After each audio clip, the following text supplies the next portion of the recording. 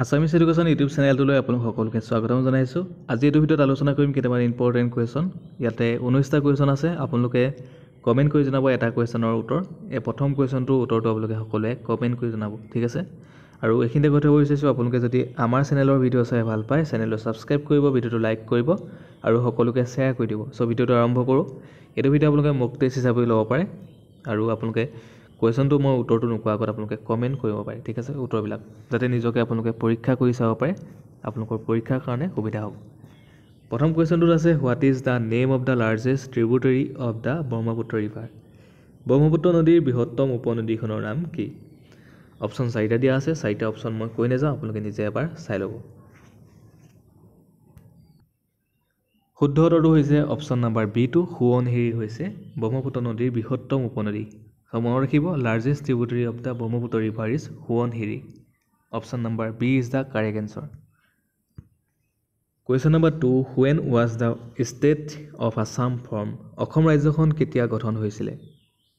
অপশ্যনবিলাক এবাৰ চাই লওক। 1947, 1950, 1956 আৰু 1985। শুদ্ধ উত্তৰটো হৈছে অপশ্যন নাম্বাৰ B2, 1950। 1950 চনত অসম ৰাজ্যখন গঠন হৈছিলে।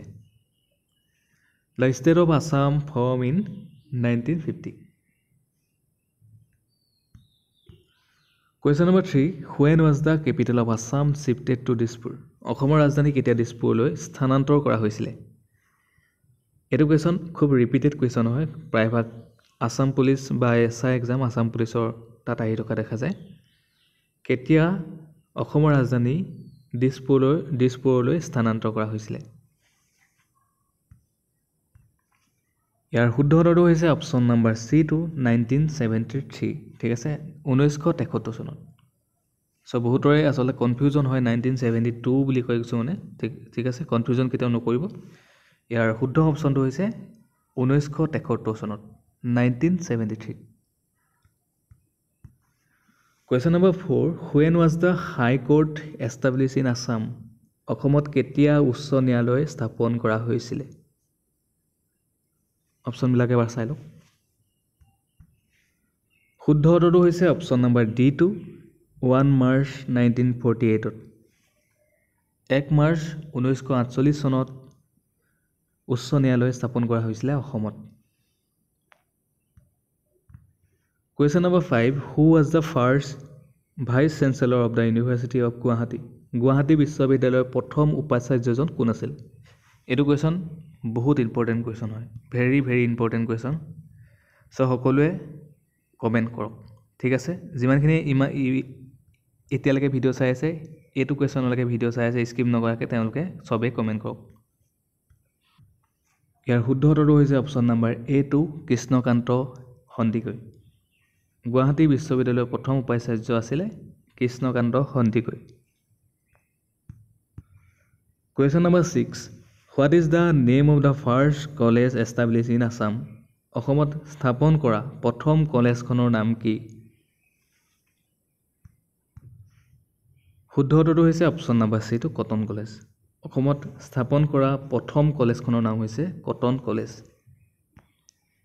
চ' খুবেই ইম্পৰ্টেণ্ট কুৱেশ্যন হয়, কটন কলেজ, ঠিক আছে, মনত ৰাখিব। আৰু কিমান চনত এষ্টাব্লিছ কৰা হৈছিলে সকলোৱে কমেণ্ট কৰি জনাওক। এতিয়াই কমেণ্ট কৰক, ঠিক আছে, যোনখিনি চাই আছে সকলোৱে এতিয়া কমেণ্ট কৰক। কুৱেশ্যন নম্বৰ 7ত আছে, what is the monument of Madhavdev's literary life? মাধৱদেৱৰ সাহিত্যিক জীৱনৰ কীৰ্তিস্তম্ভ কি? অপশ্যনবিলাক আছে, নামঘোষা, কীৰ্তন ঘোষা, বৰগীত আৰু গুণমালা দিয়া আছে। শুদ্ধ উত্তৰটো হৈছে অপশ্যন নাম্বাৰ A2, নামঘোষা, ঠিক আছে। আৰু নামঘোষা কি বুলি কোৱা হয়, কি ঘোষা বুলি কোৱা হয়, আপোনালোকে কমেণ্ট কৰি জনাব, ঠিক আছে। এইটো এটা কুৱেশ্যন, এটা আচলতে প্ৰত্যেকটো কুৱেশ্যনতে এটা কুৱেশ্যন থাকেই, ঠিক আছে, এটা আকৌ কুৱেশ্যন এটা ওলাবই। চ' সেইটো কাৰণে কৈছোঁ, সকলোবোৰ আপোনালোকে কমেণ্ট কৰিব, ঠিক আছে। কমেণ্ট কৰিলে আপোনালোকে যেতিয়া লিখিব, তেতিয়া কমেণ্ট কৰিব, তেতিয়া আপোনালোকৰ মনত থাকি যাব, কেতিয়াও নাপাহৰে। কুৱেশ্যন নম্বৰ 8ত আছে, who was the first recipient of the Assam valley literary award? কোনে প্ৰথম অসম উপত্যকা সাহিত্য বঁটা লাভ কৰিছিল? অপশ্যন দিয়া আছে হীৰেণ ভট্টাচাৰ্য, ভৱেন্দ্ৰনাথ শইকীয়া, মহিম বৰা, অৰুণ শৰ্মা। শুদ্ধ উত্তৰটো হৈছে ভৱেন্দ্ৰনাথ শইকীয়া। অপশ্যন নম্বৰ বিটো হৈছে ইয়াৰ শুদ্ধ উত্তৰ ভৱেন্দ্ৰনাথ শইকীয়া।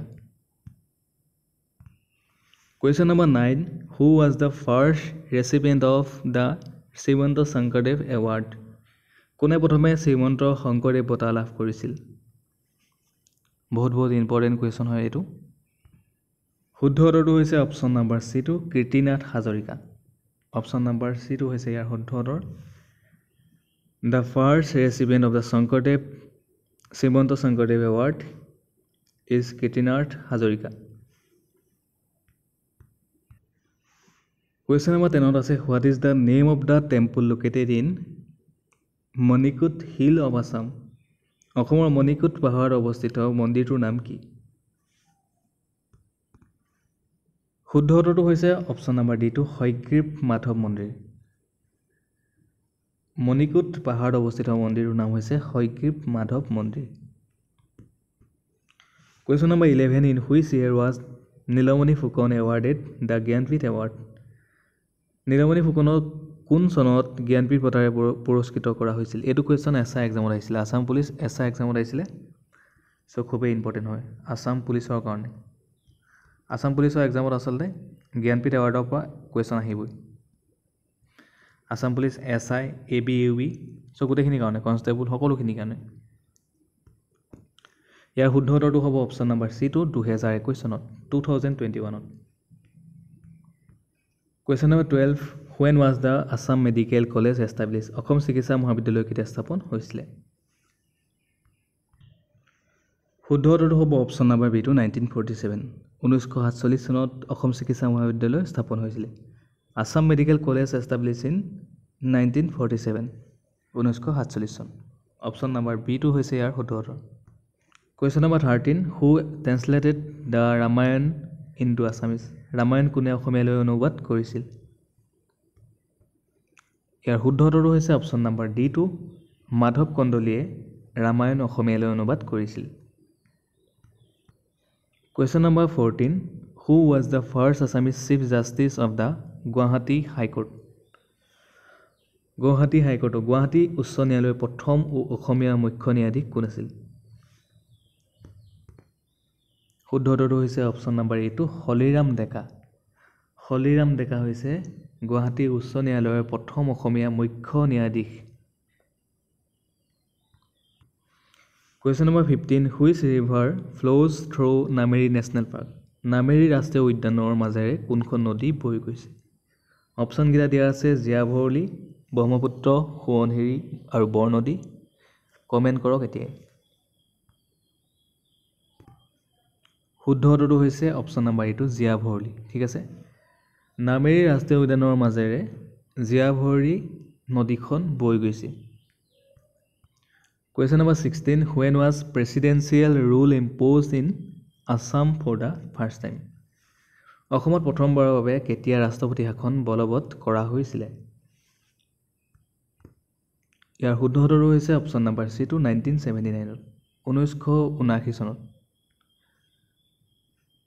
1979 চনত মানে 1979ত। কুৱেশ্যন নম্বৰ 17ত আছে who was the first women president of the Assam সাহিত্য সভা? অসম সাহিত্য সভাৰ প্ৰথম মহিলা সভানেত্ৰী কোন আছিল? ইয়াৰ শুদ্ধ উত্তৰটো হৈছে অপশ্যন নম্বৰ চিটো নলিনীবালা দেৱী। নলিনীবালা দেৱী আছিলে অসম সাহিত্য সভাৰ প্ৰথম মহিলা সভানেত্ৰী। কুৱেশ্যন নম্বৰ 18ত আছে in which year was the Assam Rashtrabhasha Prachar Samiti form? কিমান চনত অসম ৰাষ্ট্ৰভাষা প্ৰচাৰ সমিতি গঠন কৰা হৈছিলে? শুদ্ধ উত্তৰটো হৈছে অপশ্যন নম্বৰ বিটো 1938ত, 1938 চনত। অপশ্যন নম্বৰ বিটো হৈছে ইয়াৰ শুদ্ধ উত্তৰ, অপশ্যন বি।